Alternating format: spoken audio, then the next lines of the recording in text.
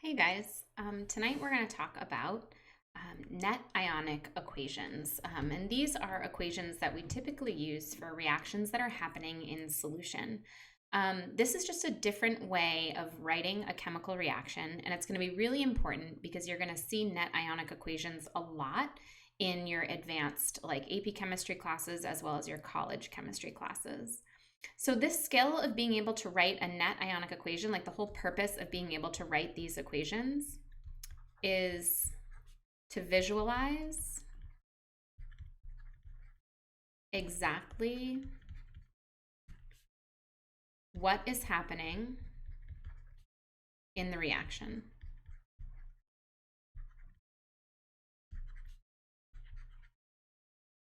Now, I know you might think like, well, wait a second, Ms. Rivera, that reaction that we're looking at right now, this is called your molecular equation, that's showing us what's happening in the reaction, isn't it?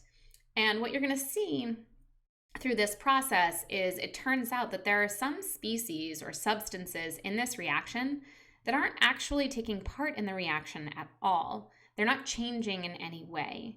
These are species that we're going to call spectators. And so what a net ionic equation is going to do is it's going to allow us to eliminate species that are not participating in the reaction.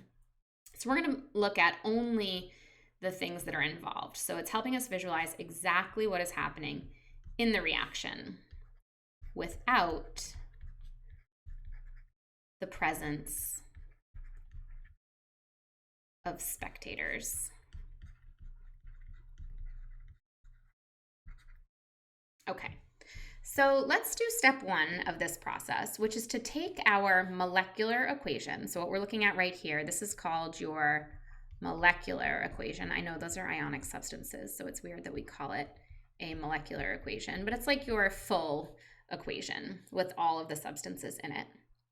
And we're going to transfer this into something called a complete ionic equation. When we go to a complete ionic equation, what we are going to do is we are going to separate all aqueous species into their ions. Now, the reason why we would take aqueous species and separate them into their ions is because that's in fact what's happening when you have an aqueous ionic compound. That little symbol aqueous there means that this salt dissolves in water. And when ionic compounds dissolve in water, they split apart. They break apart into their ions, and now their ions are floating around in water, surrounded by water molecules. This is why ionic compounds are conductive when soluble. So the word for that is dissociation, and I know I put it down here at the bottom of your notes. I probably should have had it as our first definition up there, but regardless, let's just skip down to this definition. Dissociation is the separation of ions when soluble / dissolved in water. So for example, if we want to do an example of dissociation, we could go back up and pick one of these salts, like the lead nitrate, the PbNO3(2). PbNO3(2). When it dissolves in water, so like when we say that this substance is aqueous, what we mean is that the solid that it started off as, because these ionic compounds form as solids, when it goes into water, it separates or dissociates into lead 2+ ions floating around in solution. And for every one lead ion that I get, I'm going to get 2 nitrates. So now my 2 becomes a coefficient to show how many of these nitrates are floating around in solution.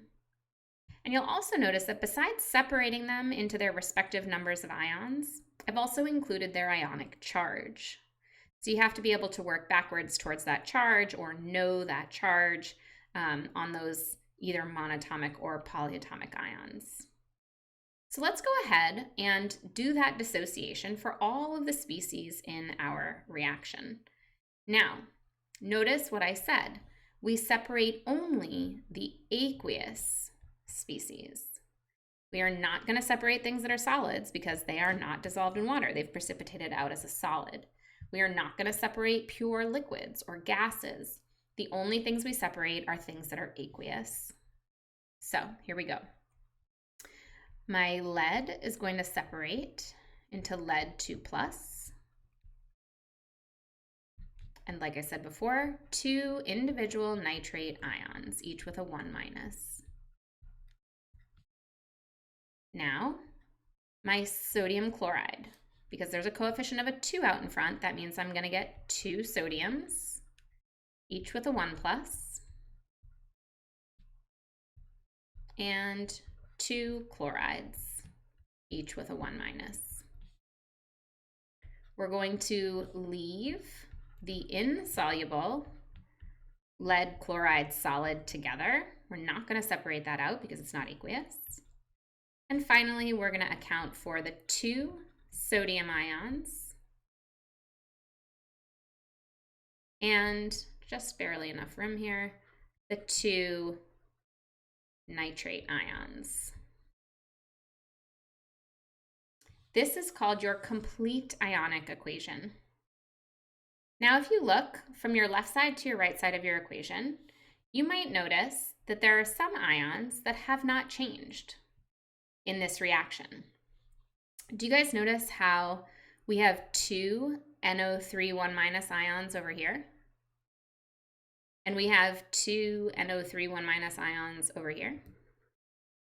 In other words, the nitrate ions were floating around at the beginning of the reaction, and they were floating around at the end of the reaction.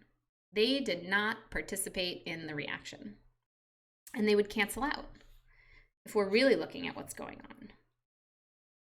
Do you see any other spectator ions? Very good. Sodium. Also, it was floating around at the beginning and floating around at the end. Cancels out. Spectator ions are ions that were not involved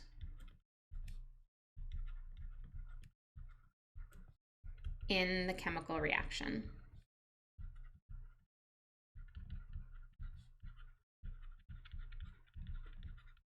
They did not change.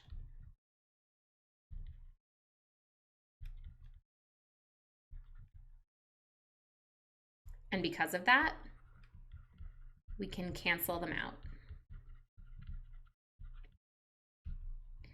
When we cancel them out, what we are left with is the net ionic equation.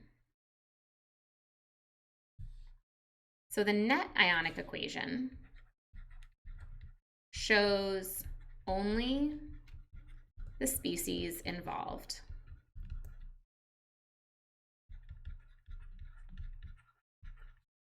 In the net ionic equation, we cancel out the spectators.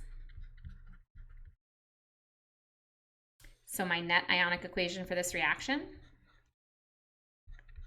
lead 2+ ions came in contact with 2 chloride 1- ions in solution and came together and precipitated out as insoluble lead chloride. This is a lot slicker, right? Like this is showing exactly what was going down in that reaction and sort of simplifies our thought process a bit. Again, writing net ionic equations is a very common way to write equations, and come next year, you're going to be seeing a lot of your equations being written in that fashion. Let me know if you have any questions. Good job.